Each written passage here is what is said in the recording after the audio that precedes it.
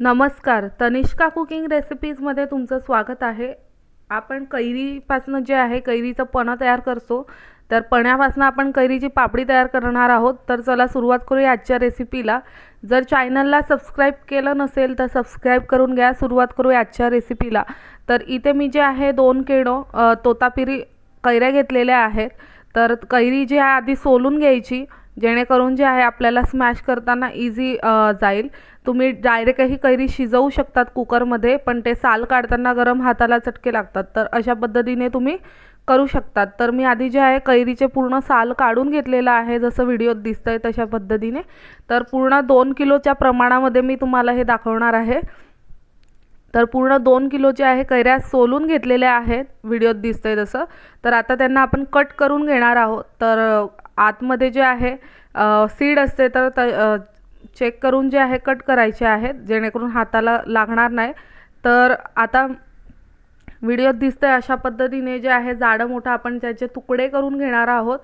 तर अशा पद्धतीने तुकडे करून घ्यायचे आणि हे तुकडे आपण कुकरला जे आहे शिट्ट्या करून घेणार आहोत. तर मी इथे जवळजवळ 5 ते 6 शिट्ट्या करून घेणार आहे, जेणेकरून जे आहे कैरी छान शिजून जाईल. तर आता हे जे आहे कुकरमध्ये आपण ट्रान्सफर करणार आहोत. अशा पद्धतीने याचे सीडबीट सर्व काढून घ्यायचं, जेणेकरून आपल्याला खूप सोप्या पद्धतीने जे आहे स्मॅश करता येईल. तर आता कुकर घेतलेला आहे. कुकरमध्ये आपण जे आहे कैऱ्या सोललेल्या कट करून घेतलेल्या टाकायच्या आणि इथे 1 ते 1.5 ग्लास पाणी घालायचं. शक्यतो पाणी कमीच घालायचं. तर 1 ग्लास मी पाणी घातलेलं आहे आणि जे आहे कुकर लावून घ्यायचं आणि छान अशा 5 ते 6 शिट्ट्या करून घ्यायच्या. हे वाळवणाचं पदार्थ खायला खूप छान लागतं. जेव्हा पण तुम्हाला असं जे आहे चटपटीत खायची इच्छा झाली तर तुम्ही हे जे आहे वर्षभरात कधीही खाऊ शकता. खराब होत नाही अजिबात. तर इथे जवळजवळ 5 ते 6 शिट्ट्या झालेल्या आहेत. तर आपण चेक करून घेऊया आपली जी कैरी शिजली आहे की नाही. तर एकदम छान अशी कैरी आपली शिजलेली आहे. आपण चेक करून घेऊया. तुम्हाला दाखवते मी. कैरी एकदम छान शिजलेली आहे. मऊ एकदम व्हायला पाहिजे कैरी, अशा पद्धतीने. तर आता हे जे आहे मिश्रण तुम्ही थंड करू शकतात. जे आहे थंड झाल्यावरती मिक्सरला बारीक करू शकतात, किंवा तुमच्याकडे जर अशी रवी असेल तर तुम्ही या रवीनेही जे आहे पूर्ण क्लीन करू शकतात. जर तुम्ही तसंच अख्खं ठेवलं, रवीने लोणलं, तर त्याच्यामध्ये गुठळ्या वगैरे राहतात, तर ते छान नाही, म्हणजे खायला बरोबर नाही वाटत. तर मिक्सरमध्ये किंवा मग रवीने असं एकदम व्हिडिओत दिसतं अशा पद्धतीने एकदम छान असं चिकनं करून घ्यायचं, जेणेकरून खाताना असं ते मग वाढवताना त्याच्यात अशा गुठळ्या दिसतात, किंवा खातानाही ते तोंडात येतं.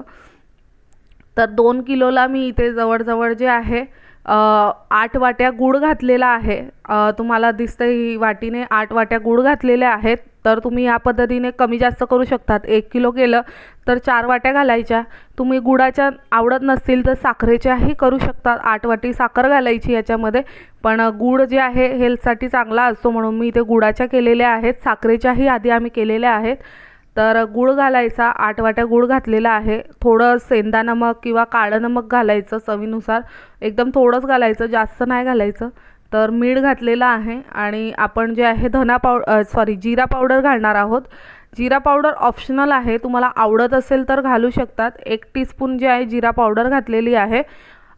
टोटली ऑप्शनल आहे. आवडत असेल तर घालू शकतात, नाही तर स्किप करून घ्यायची. छान असं मिक्स करून घ्यायचं आणि आपल्याला जे याला शिजवून घ्यायचं आहे. तर छान असे बुडबुडे येतात, व्हिडिओत दिसतं अशा पद्धतीने बुडबुडे यायला लागले की जे आहे शिजलं असं समजाय. खूप असं जे आहे शिजलं पाहिजे, फटाफट असे फोड आले पाहिजे. तुम्हाला दिसेलच व्हिडिओमध्ये. अशा पद्धतीने पूर्ण शिजवून घ्यायचं आहे आपल्याला. तर जर तुम्हाला माझी आमपन्न्यापासून पापडी बनवणारी रेसिपी आवडत असेल तर तनिष्का कुकिंग रेसिपीजला लाईक, शेअर आणि सबस्क्राईब करायला विसरू नका, जेणेकरून तुम्हाला अशाच माझ्या रेसिपी बघायला मिळतील. तर आता ही जी आहे वाळवणाची पापडी तुम्ही जे आहे छान असं खायला खूपच टेस्टी लागते. एकदा नक्की करून बघा. उन्हाळ्यामध्ये हे जे आहे आवर्जून केलं जातं. तर आता तुम्हाला दिसतं व्हिडिओमध्ये असे जे आहे शिजतं आहे.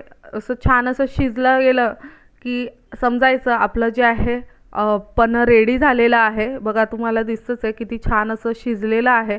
तर मी इथे ताटांमध्ये टाकते आहे. तुम्ही याचे पापडही टाकू शकतात. तर ताटाला मी आधी ग्रीस करून घेतलेलं आहे तेलाने, तुम्ही तुपानेही करू शकतात. तर तेल लावून जे आहे ते मिश्रण त्याच्यामध्ये आपण टाकणार आहोत. तुम्ही डायरेक्टही पडी पापडने आपण जसे साबुदाण्याचे पापड वगैरे टाकतो एक एक पडीने, तसं प्लॅस्टिकच्या कागदाला तेल लावून जे आहे ते तसे पापडही टाकू शकतात. पण मी इथे वडी फॉर्ममध्ये तयार करणार आहे म्हणून ताटात टाकते आहे. तर ताटामध्ये जे आहे मिश्रण सर्व टाकून घ्यायचं, आधी छान असं ग्रीस करून घ्यायचं.